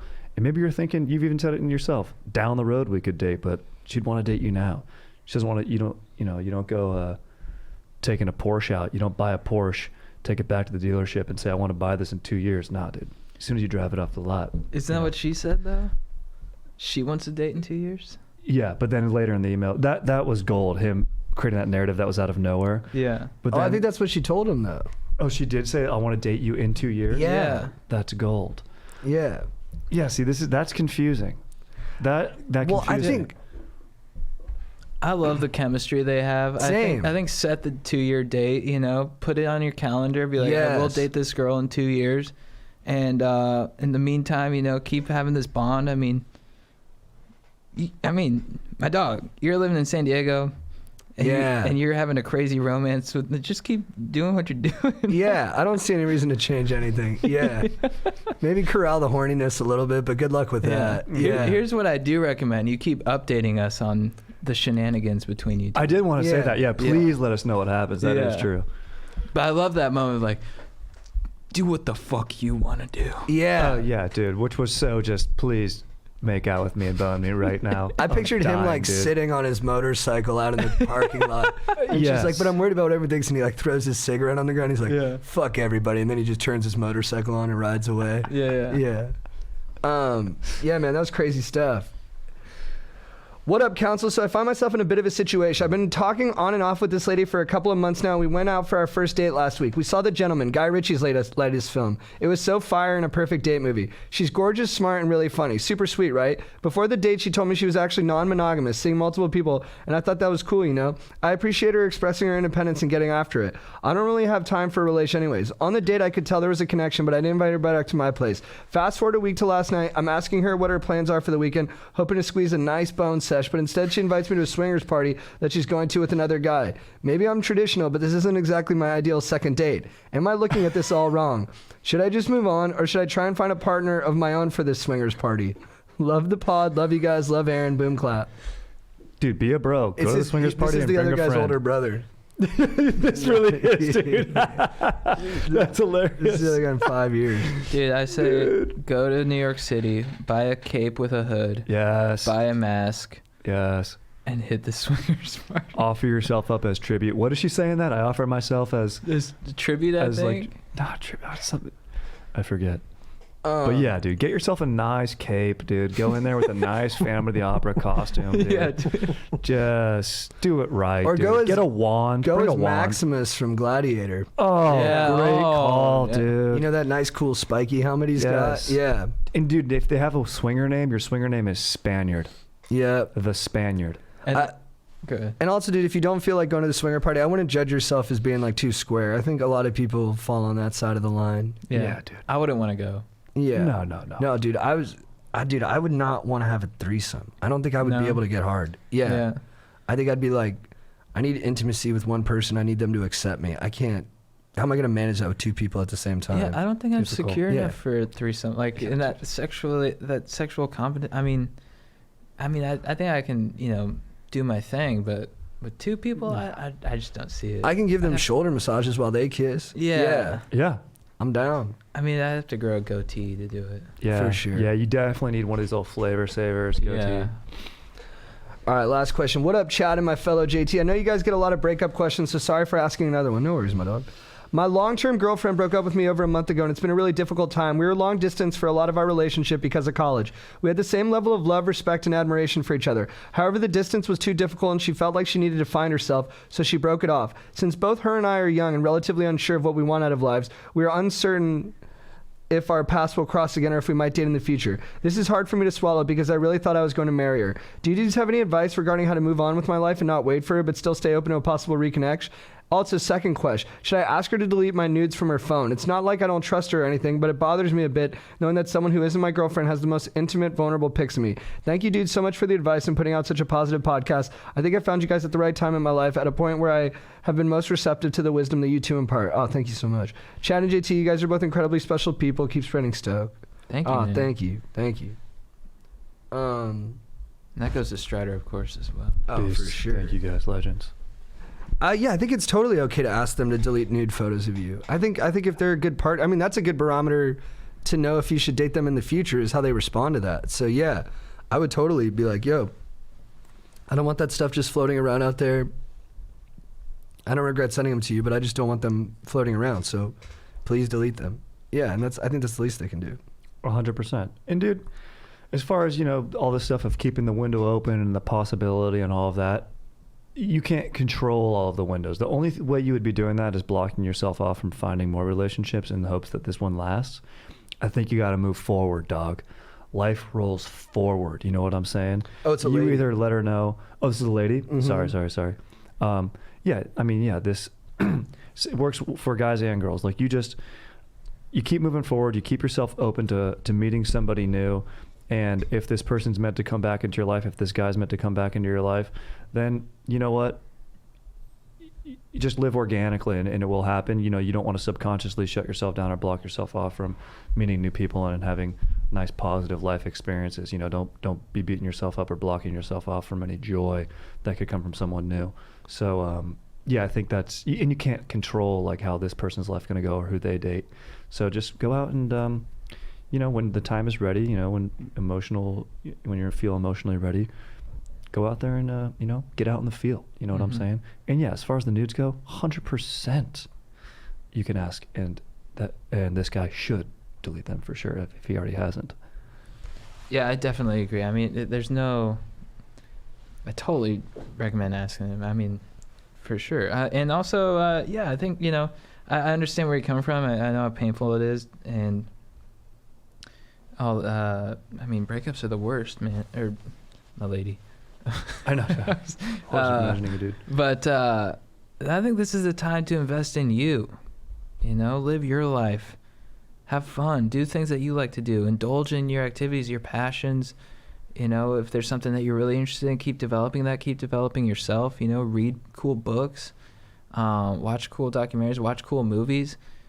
And, just keep developing yourself physically, mentally, however it is you like to, just so that when you enter conversations, when you get back out there, you're excited that you have stuff to say in conversation and you're just fired up on life in general. So you don't need a partner to validate you in any way. Not that I'm saying that that's how you are, but it's like if you keep just living your life, I mean, the right person's going to come along. Yeah, and you did distance for so long. They were in distance for so long. Yeah, it might be nice to be in the immediate game. Yeah, I think it's nice. This is a welcome change.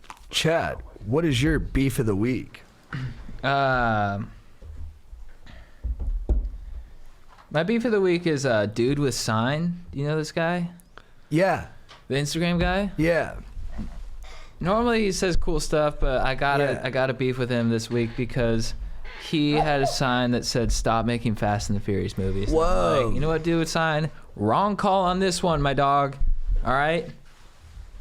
And because of that, I'm really starting to not appreciate your sarcastic quips.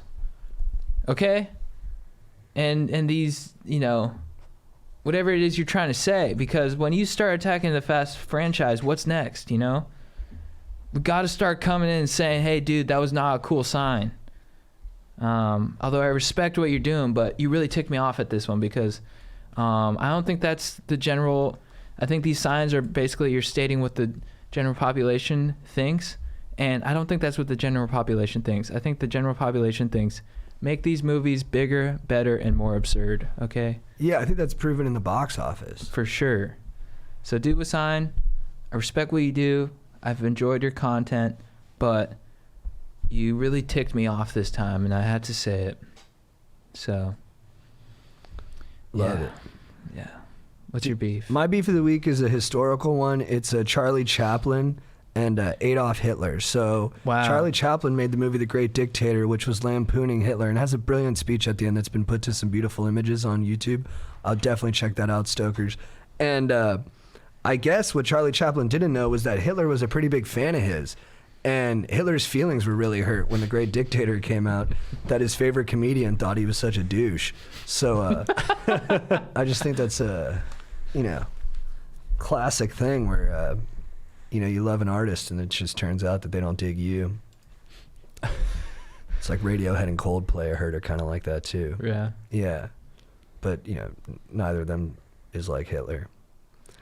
Strider. Dude, that's funny. Hitler had his feelings hurt. Yeah. Oh, I don't like this man. Yeah. Charlie, could you tone it down a bit? It's kind of a little vicious in the third act. Yeah. You really treated me like a dick, and I've never been anything but nice to you. Yeah, I don't gesticulate like that, Charlie. It's a little too vigorous the way you're doing that. It's not quite accurate, I don't think. Oh. He's sitting with Goebbels. Turn it off. Yeah. Turn it off. That's okay. You can keep watching if you like. I'm going to go to the other room. I'm going to go to the other room. I'm sorry. Goebbels, turn it off now. I don't care what Charlie does. Fuck Charlie. I'm going to play cello. Strider, who's your beef of the week? Dude, my beef of the week is with dudes who don't have the, and this is kind of a tough thing for me to I'm being a little harsh by doing this, but dudes that don't have the right balance of when you're like watching a game and they're watching the game but they're talking to you too much and asking too many questions and like other subjects. It's kind of an art form when you're watching games with some bros. And I recently went out with my GF to watch a game and a few of our friends and stuff, and everyone there was very nice, very, very nice. And one dude, very, very nice, very, very nice. But we're watching the game, and I'm getting too much backstory. I'm just chilling. And look, maybe I was a little grumpy, maybe I was a little hungry. To be honest, my GNF, we're gonna go get some dank burritos at Hugo's after the game finished. So we weren't gonna eat right there. Maybe had I eaten and put a little something in my tum-tum, I would have been a little less grumpy. So I might have been grumpy, but just having that balance of watching games or whatever activity you're doing and where the conversation's at. So it's a nuanced beef of the week. I get that. Maybe it's on me more. I need to hear some examples. Can you go in? Yeah, I mean, look, we're watching basketball. And the dude that I was watching with maybe hadn't played many sports, and he's like, oh, man, yeah, basketball. Like, I play tennis 3 times a week. And I'm like, dude, I don't want to be hearing about your tennis schedule. It's not germane. Exactly right. It's just not. I'm like, and look, I'll talk tennis with you anytime, but right now, dude, honestly, and quite frankly, dude, we were in the 4th quarter, dude.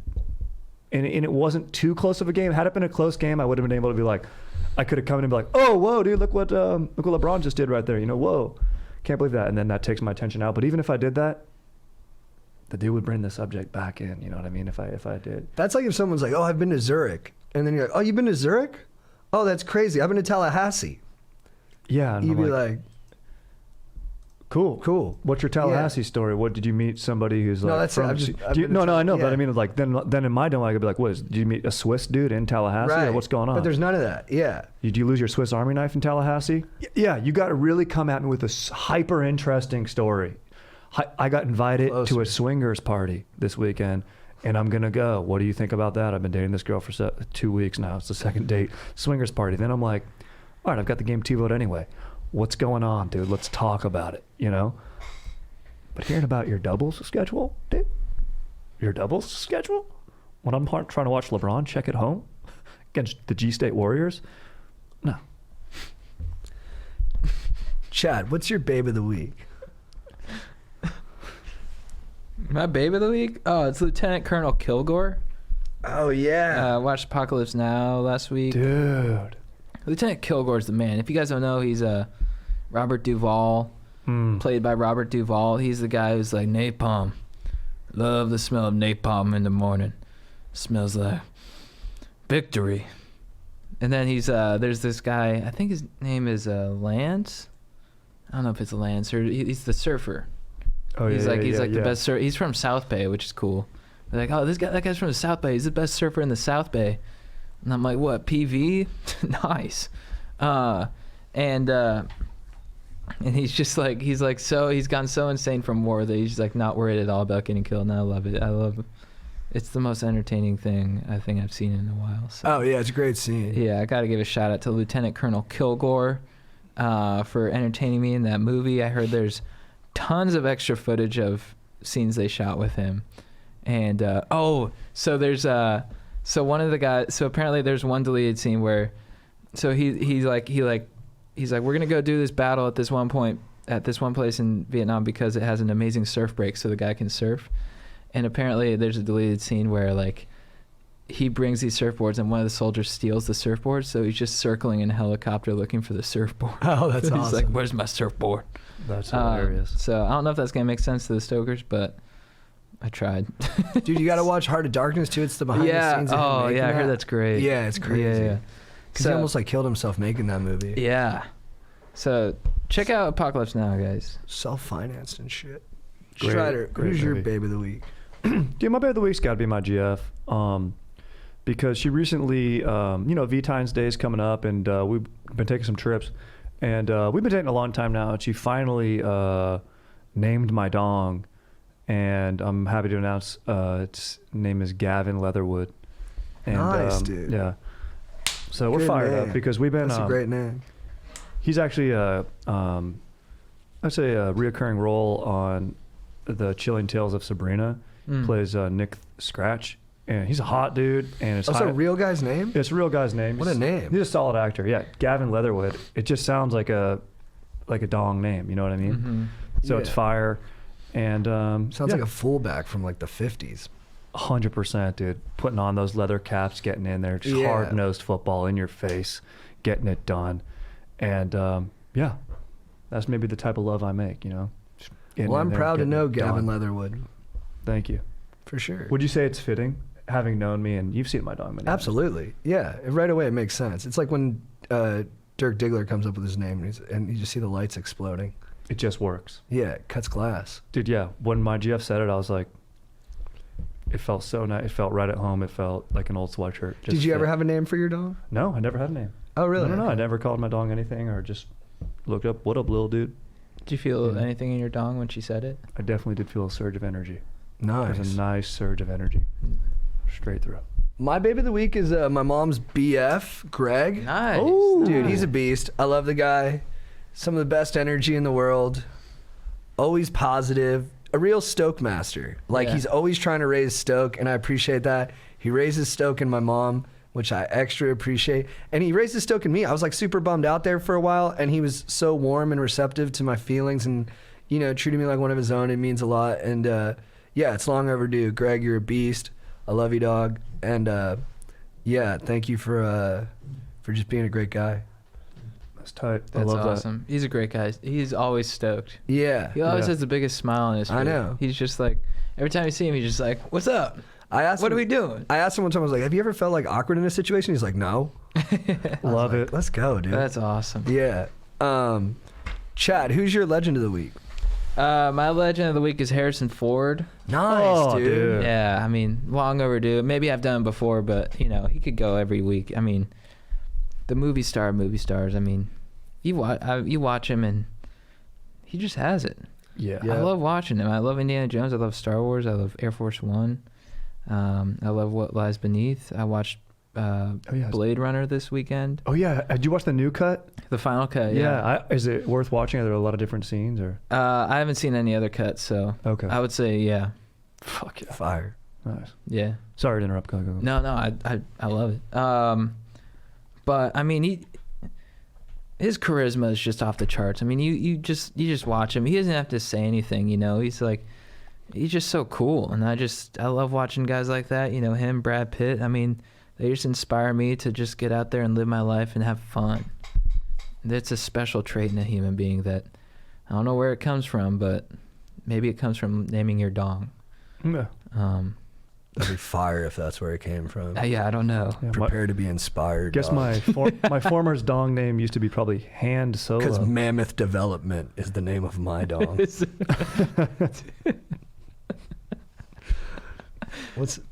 That's awesome, dude. Yeah, thank you, dude. So yeah, give a shout out to Harrison Ford. You're a beast. He also loves the Amazon, which I respect. And he's like, I forget the quotes from that speech. Do you remember any of the quotes from it?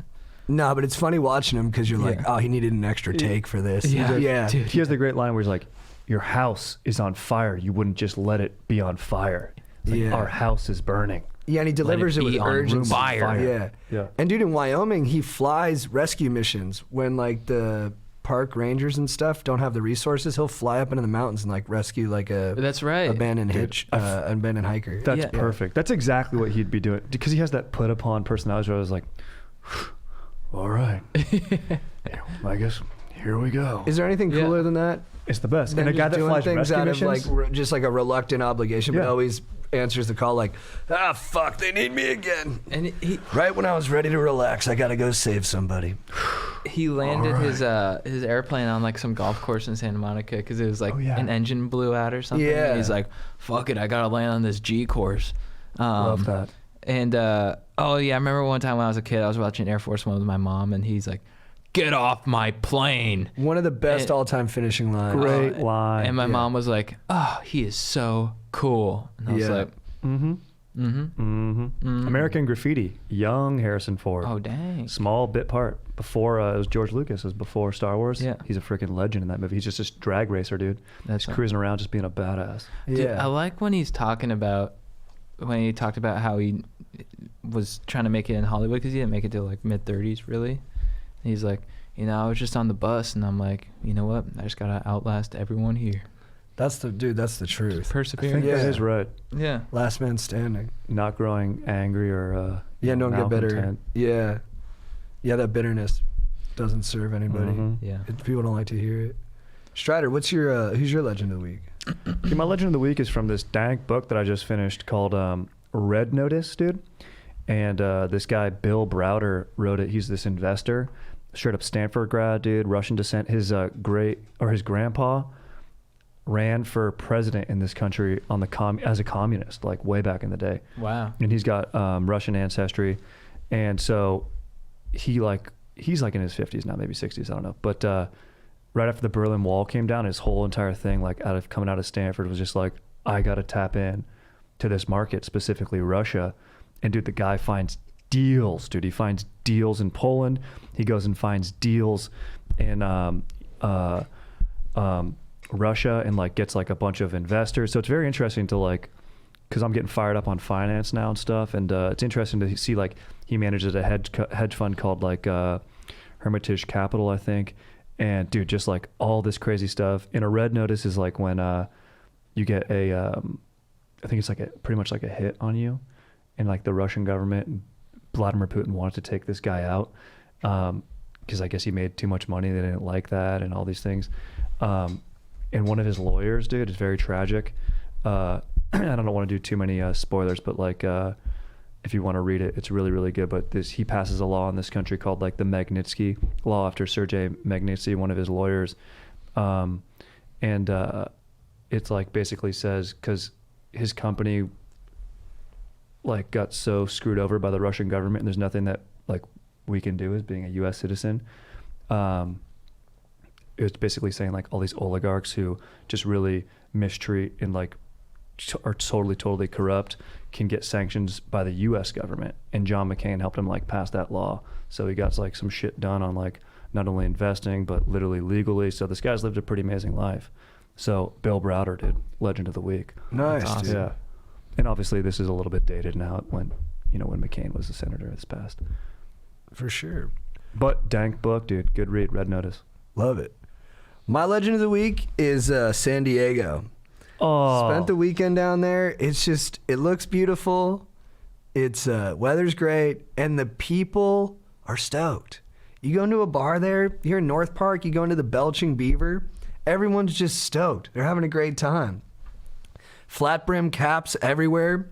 Mm-hmm. Dudes with big arms, man. Fit environment. I mean, CrossFit Olympic Village is San Diego. And yeah, I just had such a nice time down there. There was a lot of Stokers, which was nice. Had a really nice time talking with the Stokers. And I was just, it's if I ever decide to get out of this hustle, that's where I'm going. Straight to San Diego. Rosalita style. I'm going down to Mission Beach. That's a little Bob Dylan song that I rewrote. Performed really well by you go. Jim James, my morning Dude, jacket. so good. They're making a new Bob Dylan movie. Oh, really? James Mangold, the guy who did Ford v Ferrari. Ooh. He's got a new one coming out, and he's got Chalamet playing Dylan. Oh, Yeah. I'm fired up, dude. If you were going to say Adam Driver right there, dude. Oh, dude. Chloe Finneman did a funny impression of Chalamet on I saw SNL. Did you see that. that? Oh, It's really? really funny. Oh, I gotta see that. Yeah. She might have taken some years off his career with that one. Aaron, you're from SD. You represent it well. Big love to you and all the people in that area code. Thanks, buddy. Very sure. dank city. Where are you from in San Diego? I'm from down south. I grew up 3 miles from the border. What, Imperial Oh. Beach? Damn. Just east of that. Damn. Yeah. Hell Legend, yeah. dude. Aaron, do you have any legends or Legend. babes or beefs? I got a few things. Yeah, sure. What up? Well, my beef for the week is with the skin on the back of my left hand. Hmm. Oh. I have a rash that is really puzzling. Some medical talk, but it's fucking annoying. I think my batting gloves from softball created it. Oh. And it's just, it comes and goes. It's really frustrating, and I just want it to go away. Keep it dry. Keep it cool. It's probably a fungus. You put that in the glove, fungus thrive under dank, aka moist, warm environments. Yeah, I haven't been wearing them for a while just to let it breathe, but I still got to put my glove on. I feel you. To play. Absolutely. I feel you. But yeah, it just keeps. Just when I think it's gonna go away, it comes right back. Oh, man. It sucks. Resilient. But we know you'll persevere, Oh, yeah. and then one day you'll get rid of it. And we'll be here to slap that hand when it happens. Absolutely. Looking forward to that high five. Sure. Chad, what's your quote of the week? I'm gonna go with mine's from Lieutenant Colonel Kilgore.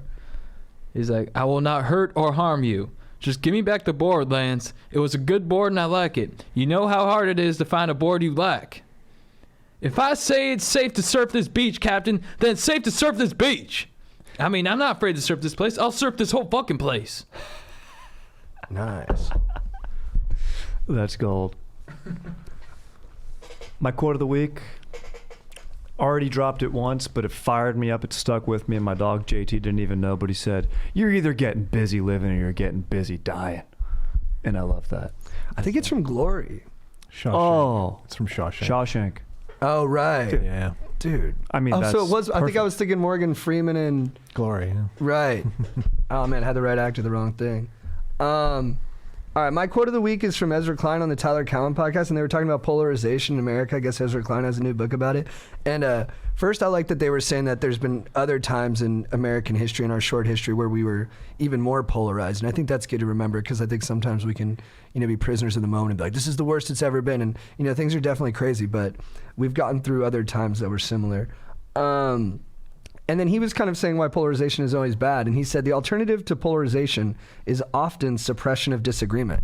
So maybe sometimes it's good that people are having it out and they're, really trying to adjudicate this conversation. Although it doesn't feel like they're really trying to do that. It feels like people are just screaming at each other. But, maybe argument doesn't generate more heat than light, and this will actually illuminate some stuff, and we'll get to a place where we have greater understanding. For sure. Get some discourse going. Chad, what is your phrase of the week for getting after it?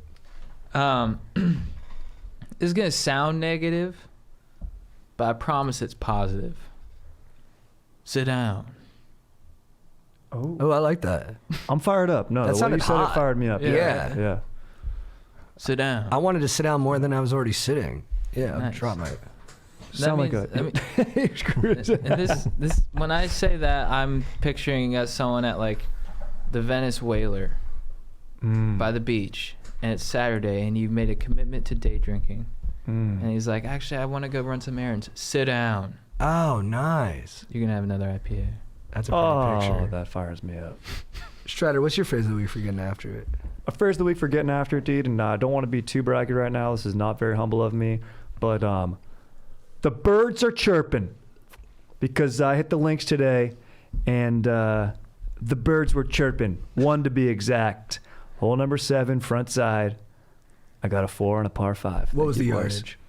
Wasn't that big of a... I was playing the whites. Were Been you a while. on in 2? No. Or yeah, I was on a 2 and then I 2-putted. Yeah. Okay, right Yeah, on. I was on a 2 and 2-putted. It wasn't very long. I was playing the whites. It had been a minute. So truth be told, I was playing the How whites. long It was the legit. eagle attempt? Not to Dude, take shine away from the bird.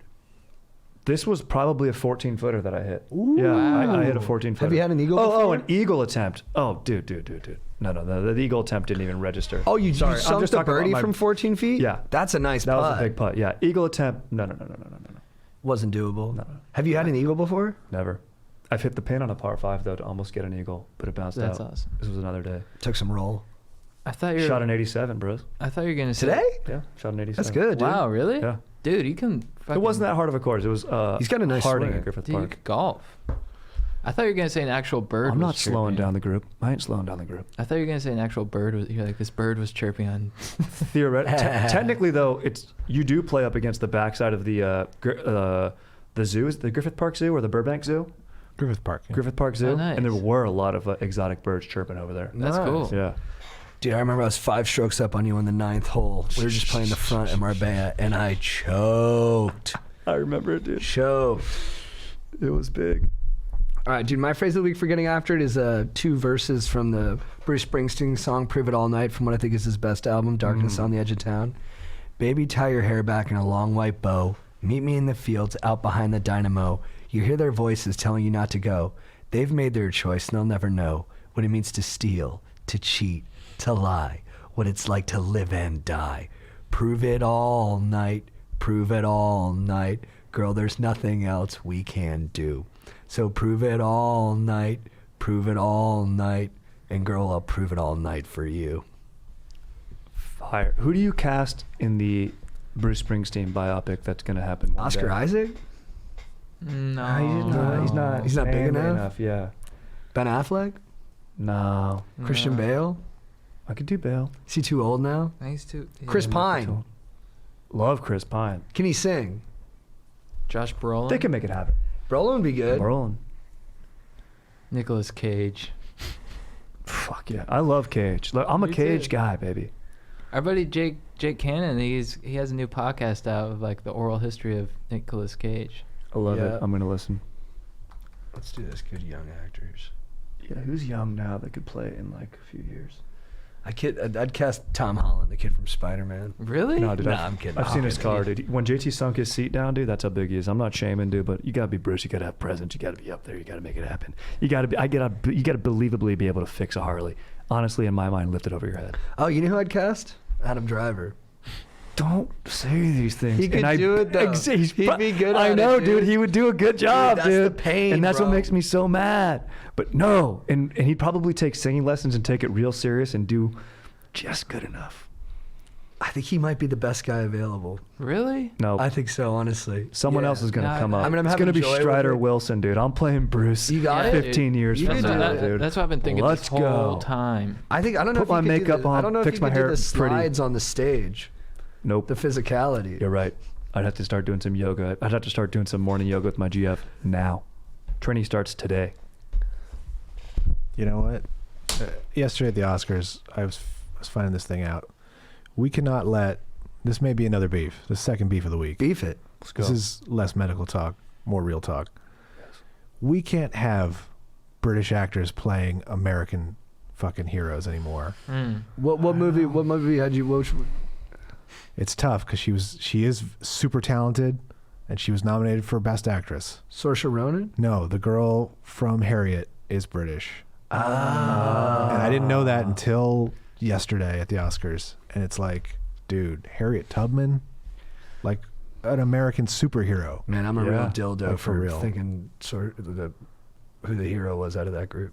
I mean, she played a big author, but yeah, you got to give it to Tubman. Definitely Tubman.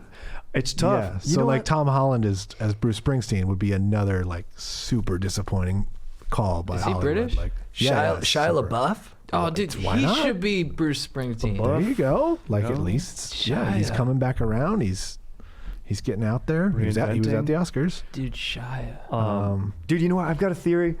When you're auditioning, you're in an audition room. If you come in talking like, "Oh, hello, nice to meet you. Hi, my name's Tom Holland. Fantastic. Okay, all right," and then you go start doing your sides, and then you're just like, "Hey, Mary Jane, look out, get down." It's like, dude, that juxtaposition of just the way you're acting, like that's more impressive. If you're an American dude, like from the, you either like have to so be that guy to get it from that. I just feel like the prestige factor of speaking in a British accent and then switching into your acting, it's like, whoa, this is craft. Right. I'm witnessing it. Whoa. I agree with you, but then there's also like, I think that's a really good point, and your Tom Holland was incredible. Thank you. But Melanie Linsky from Up in the Air, this character, Yeah. she's from New Zealand, and when she was auditioning for, I think it was the Steven Soderbergh movie, maybe The Informant, or it might have been a Jason Reitman movie, she never let them know she was from New Zealand because they wanted to cast an American. Smart. Yeah, so she was just front to back, I'm an American. Yeah. That's badass. I'm fine with that if they're hustling. Hell yeah. But I don't know. We literally gave the British people Superman and Batman with Christian Bale and what's his name? Henry Cavill, and now we got Robert Pattinson playing him. Yeah. I'm ready to break a chair. You got me so fired up You know on what? this. Pattinson Springsteen. I love Pattinson, dude. I'm all on board He with could do it. Pattinson. Yeah. Let's go. I know it goes against what we're saying right now, but I don't care, dude. Pattinson's going to bring it. I'm full throat. Dude, after seeing Good Time, I've been meaning to watch that. Yeah, well, dude, and I then might start that with tonight. Lost City of Z, dude, yeah. I rewatched that. Dude, you are so right. I didn't even know that was he him. disappears. Yeah. You're like, what? That's Robert Pattinson? He's just doing little physical things, just existing. It's crazy. And he drills it in The King, dude. Dude, the king, yeah. I mean, Yeah, he's great in that. that accent, he nailed it. He can't stop. so fun. Can't stop, won't stop in his veins. That's why they can't stop, won't stop screaming his name. Now Lee, now Lee. I saw something that said that he's like scientifically the most attractive man alive. Really? Symmetrically, like by, Yeah. according to science, not it's just according to science. I heard that like, same thing about symmetrically. Denzel back in the day. Really? Yeah. Well, they're both hot. There's no doubt. Both in that. great looking guys, yeah. All right, guys, should we wrap it up? Yeah. Yeah. Strider, thanks for coming in. Dude, thanks for having me. I'm always stoked to come in. It's always a highlight of the week. We're dude. brought to you by Jackson Hole Winery. Guys, check out their stuff. They got some great wine. We're also brought to you by Douglas Lubricant, the best in the biz. They got tons of flavors: cherry, orange, vanilla, original, anal. And I'm gonna go get a Flying Dutchman. Oh. Yeah. Maybe we'll have to cruise with you. Dude, I was feeling the same thing. Yeah, let's Yeah. do it. Let's go. Let's go. Oh, now we're fired up. All right. If you need advice,